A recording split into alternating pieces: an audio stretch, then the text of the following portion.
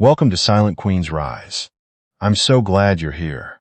Now let's get into the story. The venture capitalist pulled up to a narrow, paint-peeled row house in South Philadelphia in a company-leased Bentley Bentayga, his 25-year-old girlfriend, draped across the passenger seat like a decorative accessory, and a manila envelope in his hand that he was absolutely certain would end a woman he had long since stopped thinking about. He had driven 40 minutes from his glass tower office in Center City for this. Not because his lawyers couldn't handle it. They could. He had 3 of the most aggressive corporate attorneys in the Mid-Atlantic on retainer and paid them accordingly. He had come because he wanted to watch her face when she understood what she had lost. He wanted to see the precise moment she realized that the company she had spent 4 years building from nothing, the company he had stripped from her in a single board meeting, had just been acquired for $800 million. He needed her to witness his victory in person. That was the only currency that mattered to a man like Garrison Holt. What Garrison did not know, what he could not have possibly anticipated, as he straightened his Brioni jacket and stepped out of the SUV onto the cracked South Philly sidewalk, was that the woman inside that peeling row house had been waiting for exactly this moment for 3 years. She had built the trap with the same methodical precision she had once used to architect the machine learning framework that now powered his entire portfolio. She had set it, baited it, and walked calmly away. And on this cold Tuesday in November, Garrison Holt had driven himself directly into it. Her name was Maren Alcott. She was 41 years old. She had dark eyes, a quiet mouth, and the kind of stillness that people frequently mistook for passivity. She made that mistake exactly once. Chapter 1. The man at the door. Garrison had met Maren 8 years ago at a seed stage pitch competition in Pittsburgh.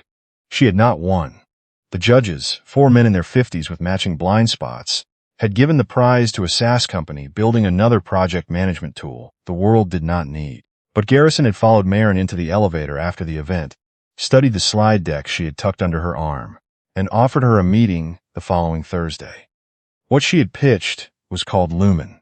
It was a predictive analytics engine built specifically for nonprofit organizations, a system that could cross-reference donor behavior, community outcome data, and funding cycles to help mission-driven organizations allocate resources with the precision of a Fortune 500 company. It was, even in its earliest prototype, breathtakingly intelligent. Garrison had recognized it immediately for what it was: a platform that could be repositioned for corporate ESG compliance, government contracting, and institutional philanthropy. A market worth hundreds of millions. Maren had built something extraordinary while thinking small. Garrison was very good at thinking large on other people's behalf. For 4 years, Maren had been the chief technology officer and co-founder of Lumen Analytics. She had rebuilt the core framework 3 times, hired the engineering team, negotiated the first 7 enterprise contracts personally, and worked without a salary for 14 months when their Series A round collapsed during a particularly brutal market correction. Garrison had provided the capital, the connections, and the boardroom confidence that Maren, by her own admission, had never been particularly interested in cultivating. They had been, for a time, a genuinely effective partnership. Then Lumen began to attract serious acquisition interest, and Garrison's perspective on the partnership shifted accordingly. The board meeting had been a Tuesday in March, 3 years ago. Maren had arrived with a proposal: a strategic partnership with a federal housing agency that would have expanded Lumen's public sector footprint significantly, and, more importantly, would have positioned the company for an IPO rather than a private acquisition. She had spent 6 weeks building the financial model. She had flown to Washington twice. She believed in it completely. Garrison had tabled the proposal in under 4 minutes. He told the board that Maren's vision, while technically admirable, lacked commercial realism. He told them she was a brilliant engineer, who was perhaps not best suited to guiding the company's strategic direction at this stage of growth. He had spent 3 weeks prior to that meeting, quietly, methodically repositioning the board's trust. Maren had understood what was happening only when the vote was already over. She was removed as CTO. Her co-founder equity was diluted below the threshold required for any meaningful governance rights. She was offered a senior advisory role that amounted to a polite request to disappear. She had taken the separation agreement, accepted a buyout that valued her contribution at a fraction of what it was worth, and left the building with a single cardboard box and her laptop bag. Garrison had told the remaining team that Maren had chosen to pursue other opportunities. He had sent her a brief, professional email wishing her well. He had not thought seriously about her since. That had been his most consequential mistake. Now he stood on her front stoop in South Philadelphia with his girlfriend Tessa beside him, holding the manila envelope, looking up at the peeling green paint of the doorframe with an expression of theatrical pity. Tessa was 25 and worked in brand partnerships. She wore a camel-colored shearling coat and held a coffee cup from a cafe in Rittenhouse Square, because she had refused to touch anything from the neighborhood they were currently standing in. She looked at the cracked concrete steps, the rusted mailbox, and the faded welcome mat, and let out a long, suffering exhale through her nose. "She actually lives here?" Tessa said, not quietly. "Like, this is her actual house?" "She took a settlement and bought it cash, apparently," Garrison said, scanning the facade, "which tells you everything you need to know about her financial instincts." He rang the bell. From inside, there was a brief pause, the kind that suggested someone had been expecting the knock and was choosing not to appear too eager. Then the sound of the deadbolt disengaging. The door opened. Maren stood in the threshold wearing a loose navy crewneck and dark, wide-legged trousers. Her dark hair was pulled back. She wore no jewelry.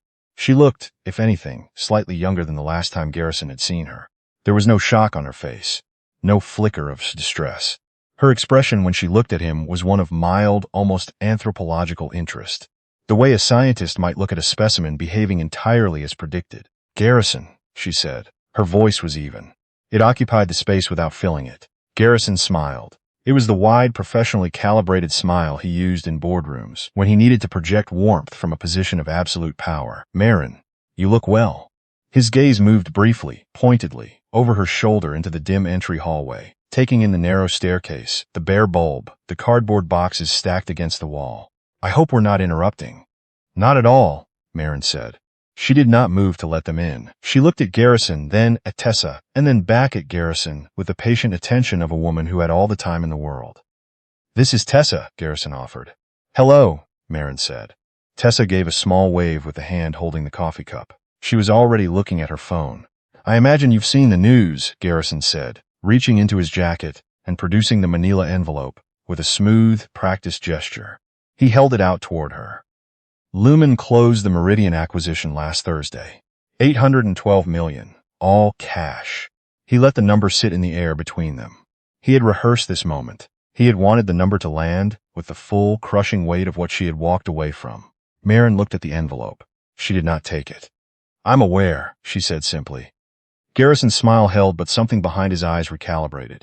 "Well," he said, recovering smoothly, "there's a document inside that requires your signature. It's a standard release. Your name appears in the original IP disclosure from the founding period, and Meridian's legal team wants a clean chain of custody for the core algorithm before the integration closes. Purely administrative." He extended the envelope another inch toward her. "I thought it would be simpler to handle it personally, given our history." Maren tilted her head slightly. The motion was so subtle and so precisely timed that it almost didn't register as deliberate. "Come in," she said. She stepped back from the doorway and pulled the door wide. Chapter 2. The architecture of silence. Garrison stepped over the threshold with the easy confidence of a man who expected every room to accommodate him. Tessa followed, her shearling coat brushing the narrow doorframe. The entry hallway was dark, the walls stripped to bare plaster, a single overhead light casting everything in amber. There was a faint smell of sawdust and something herbal, eucalyptus, maybe, or fresh cedar. "Watch the threshold," Maren said. "The Historical Society requires we maintain the original limestone step.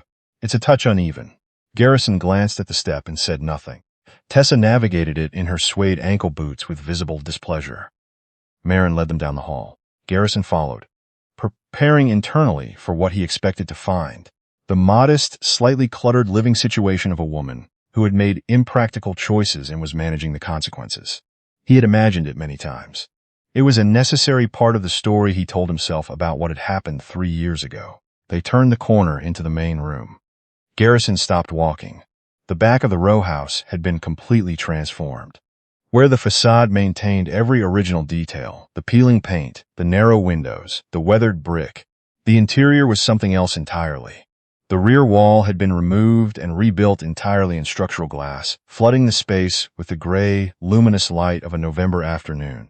The ceiling had been opened to the full height of the building, exposing original hand-hewn timber beams that had been cleaned and sealed, and left bare, dark, and beautiful against the white plaster.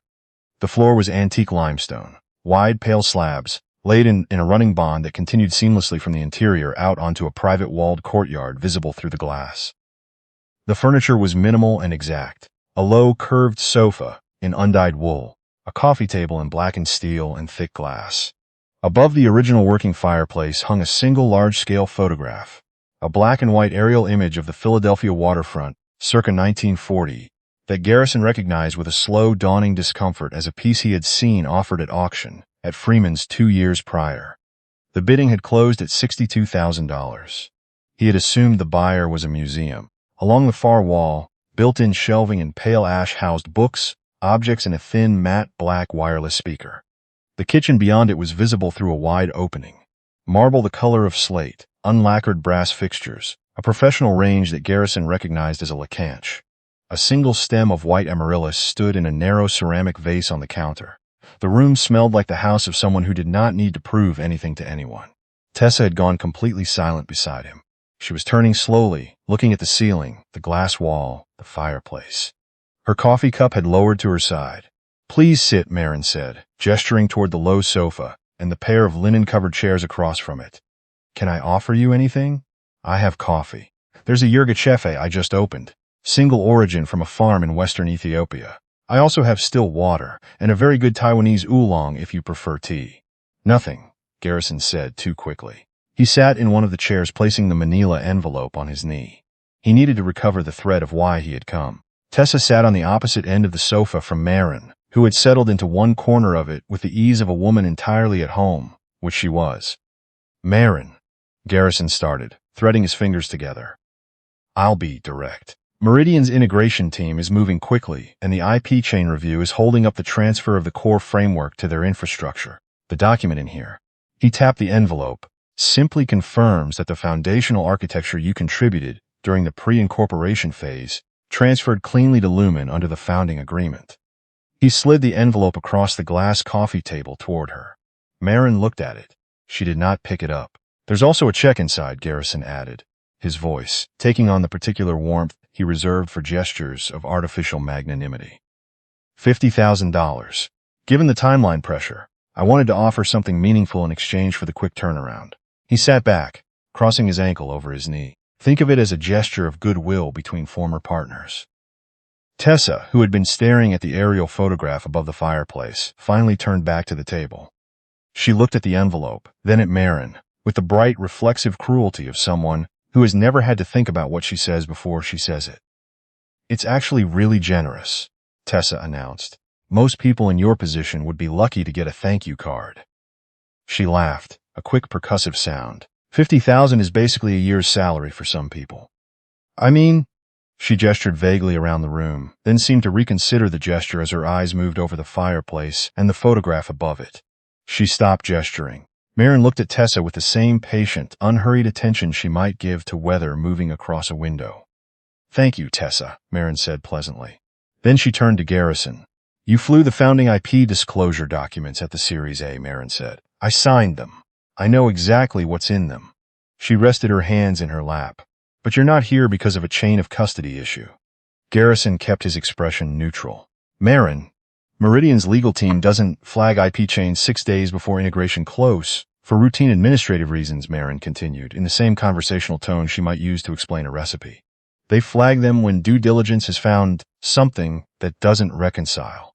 She tilted her head again, that small, surgical motion, which means their engineers looked at the Lumen core framework and found something that didn't match the disclosed documentation. The room was very quiet. Outside the glass wall, a single brown leaf skittered across the courtyard limestone. "The framework," Maren said. "The base architecture. The weighting system for cross-referenced behavioral prediction." She let a small pause sit between them. "That's what they can't reconcile." Chapter 3. What was never transferred. Garrison set his jaw. He was a man who was accustomed to controlling the architecture of conversations, and he could feel this one shifting in a direction he had not built. "The founding documents are clear," he said, his voice sharpening slightly at the edges. All intellectual property developed by founders during the pre-incorporation period was transferred to Lumen Analytics under the founding agreement. You signed that document. I did, Maren agreed. She stood, walked unhurriedly to the kitchen, and returned carrying 2 small ceramic cups of black coffee, one for herself, one placed on the table in front of Garrison, unrequested. The gesture was so naturally calibrated that he almost reached for it before catching himself. I signed the founding IP transfer in October of the year we incorporated, Maren continued, sitting back down.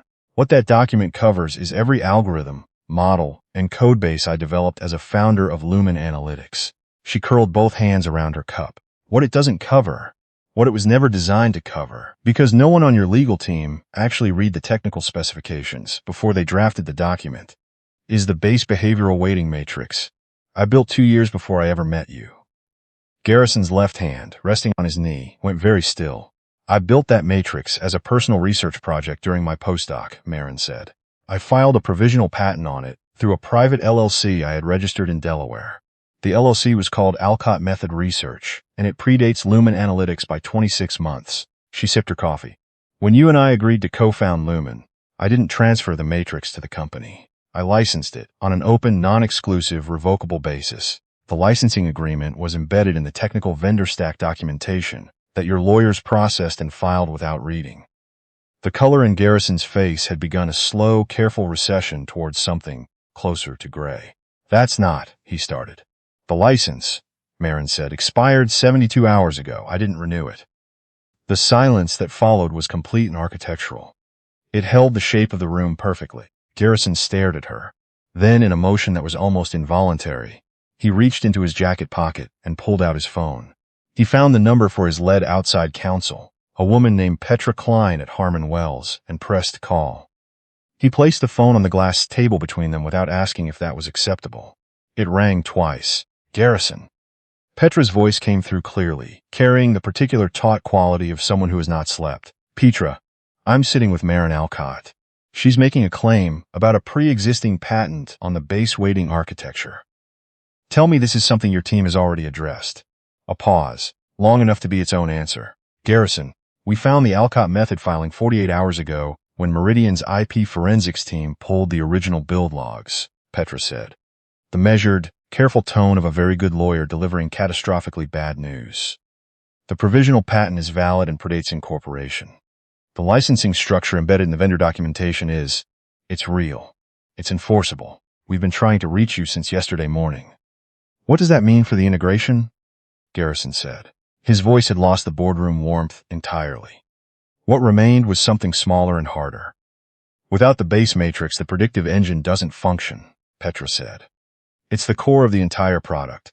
Without it, what Meridian is acquiring is essentially a very expensive front end and a client list. Another pause. They know. They've known since yesterday. I need to tell you. Tell me what? Garrison said. Meridian withdrew the acquisition offer this morning at 9 a.m., Petra said. They notified our office 40 minutes ago. Tessa looked up from her phone.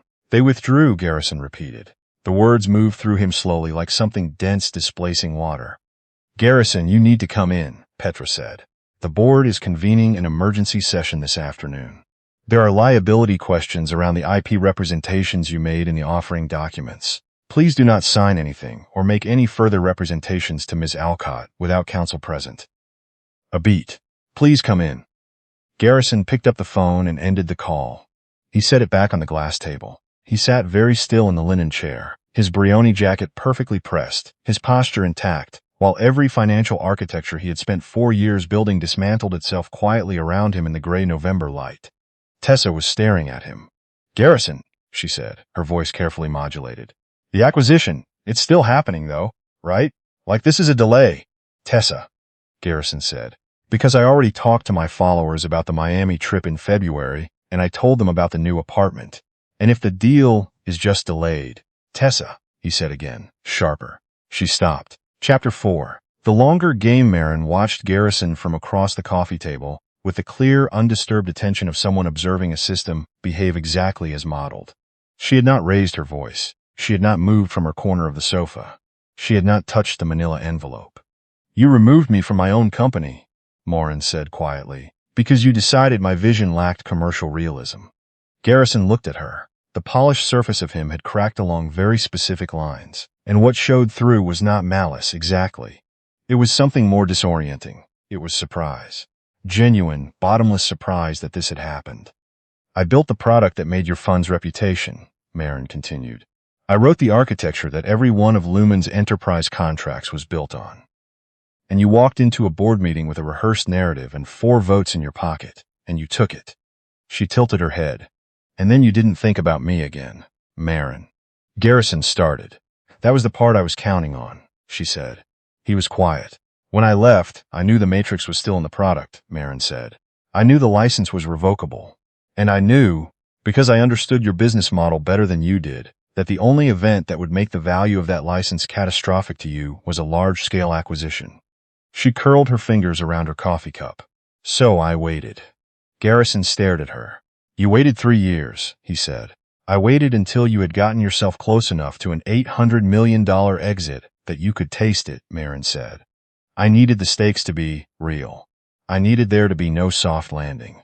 She picked up her coffee. If I had revoked the license the year you pushed me out, you would have patched the product, raised another bridge round, and rebuilt it with someone cheaper and quieter. You would have learned nothing and lost very little.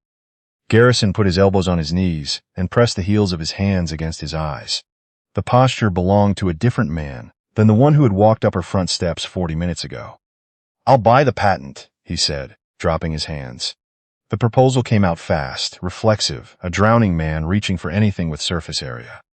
Name a number. Whatever Meridian was paying, I'll cut you in. 40%. We reinstate the license right now. I get Meridian back to the table, and you walk away with more money than you'd see in. Maren shook her head once. The motion was so quiet and final that it stopped him mid-sentence. Garrison, she said. She reached into the pocket of her wide-legged trousers and retrieved her phone. She opened an email and leaned forward, setting the phone on the glass table so he could see the screen. He leaned in. His eyes moved across the text. It was an email from Gregory Aldrin, the chief executive of Meridian Capital Partners. Timestamped that morning at 7:42 a.m. It was not addressed to Garrison, nor to Lumen Analytics. It was addressed to Maren Alcott, Director, Alcott Method Research, LLC.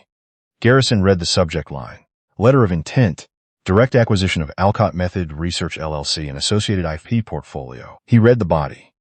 Maren, following our team's discovery of the foundational patent structure this week, our board has moved to pursue direct acquisition of the Alcott Method portfolio, independent of the Lumen transaction. We are prepared to offer $1.2 billion in cash and equity. This represents our full and final valuation of the behavioral prediction matrix and its derivative applications across the ESG compliance and institutional allocation verticals you first identified. We look forward to welcoming you to the Meridian executive team as Chief Research Officer. Please confirm receipt. Garrison sat back in the linen chair. The number on the screen, the same market he had identified 8 years ago on the strength of Maren's pitch deck, the same verticals, the same fundamental vision she had walked into that elevator carrying, had just been valued at $1.2 billion, and it had been valued in her name. They didn't walk away from the deal, Maren said softly. They walked around you. Chapter 5. The final architecture. Tessa stood up. The motion was quick and slightly unsteady, as though the floor had shifted under her suede boots. Okay, she said, in a voice pitched somewhere between bravado and raw panic. She picked up her shearling coat from the arm of the sofa. Okay, I need to understand what's happening right now because I have a content calendar through February, and 3 brand deals contingent on this acquisition closing. And I need to know whether those conversations are still. Tessa, Garrison said. No, actually, she pointed at him with one hand, her coffee cup dangling from the other. You told me this was done. You told me the deal was closing this month, and that we were moving to the new place in Midtown, and that I could finally stop taking the vitamin brand partnerships because you were. She stopped. She looked at Maren, who was watching her with the patient, uncritical attention of someone watching weather. How? Tessa said, and her voice had dropped about 6 registers into something much more real. Does she have more money than you?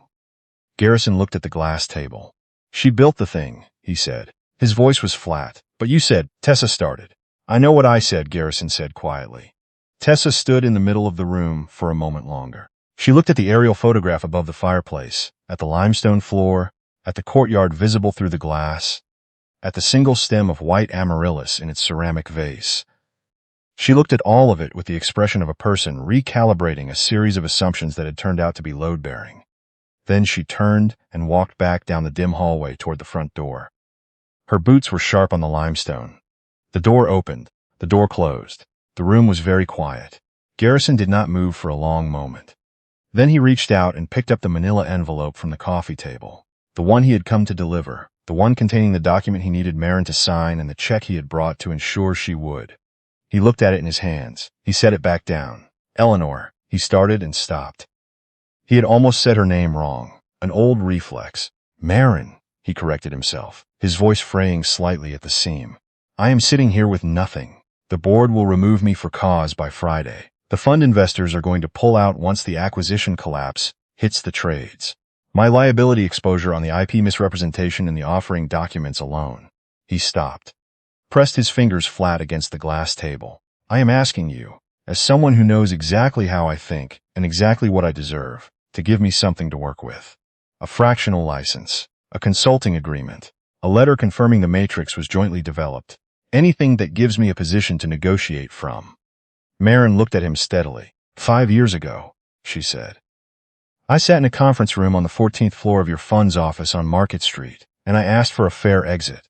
I asked for an equity stake that reflected what I had actually built. I had the numbers. I had the documentation. I had built the entire technical foundation of a company that was already generating $8 million in annual recurring revenue. She paused. You told me that the market doesn't reward technical contributors at the same level as strategic vision. You told me that was just how the industry worked. And then you had your lawyer slide a document across the table that offered me $900,000 and a non-disparagement clause. Garrison was quiet. I signed it, Maren said, because I needed to leave the room, and because I had already decided what I was going to do next. She set her coffee cup down. You set the terms of this industry, Garrison. You and every other fund manager who treats builders like vendors and calls it partnership. I didn't change the rules. I just read them more carefully than you did. She stood. I think you know where the door is, Maren said. I have a call with Meridian's legal team in 20 minutes. Garrison picked up the manila envelope. He stood from the linen chair with the heavy, deliberate motion of a man who had aged considerably in the preceding hour. He walked to the hallway without speaking, his footsteps quiet on the limestone. At the front door, he stopped. He put his hand on the iron latch. He did not turn around. The Matrix, he said. The waiting system. How did I not know you'd built it before Lumen? Because you never asked what I was working on before you met me, Maren said from the living room. Her voice was perfectly calm, and it carried clearly down the hallway. You assumed I started existing the moment I was useful to you. The door opened. The cold Philadelphia air came in briefly. The door closed. Maren stood in her living room in the gray November light. The room settled around her, the limestone, the timber beams, the glass wall, the courtyard beyond it. The silence was complete and clean, the way a room feels after a window has been shut on street noise. She walked to the kitchen, poured the remainder of her coffee down the sink, rinsed the cup, and placed it in the drying rack. Outside the glass wall, 2 sparrows landed on the edge of the stone planter in the courtyard, considered their options, and flew off again. Her phone lit up on the counter. A message from Gregory Aldrin at Meridian, brief and direct. Contracts are with your attorneys. Signing ceremony Thursday, if that still works for you. Looking forward to it. Maren typed back. Thursday works. See you then. She set the phone face down on the marble, reached for the handle of the LaConche, and lowered the heat under the kettle she'd had going since before they arrived. She had known they were coming. Garrison's assistant had called ahead to confirm the address, believing she was scheduling a routine meeting. Maren had said nothing to correct the assumption. She had simply made sure the house was exactly as it always was. True to itself, indifferent to being seen. She made a fresh pour-over, stood at the counter while the water moved slowly through the grounds, and watched the courtyard through the glass. There was a small raised bed against the far wall where she had planted a cutting garden in September. Dahlias, sweet William, a few rows of anemones. They were dormant now, the bed dark and still under the November sky. But she knew exactly what was there, waiting under the surface. She had put it there herself. She had tended it in silence while other things were happening above ground. The water finished passing through the grounds. She poured the coffee into a clean cup and carried it to the sofa. She sat, she drank. The room was warm and quiet and entirely hers. The ghost in the machine had always been the woman who built it, and the woman had never left. If this story speaks to the part of you that has been underestimated by someone who mistook your silence for surrender, if you understand what it means to build in the quiet while the world looks somewhere else, subscribe and turn on notifications. The stories worth telling are about the women who play the long game and win it on their own terms. I'll see you in the next one.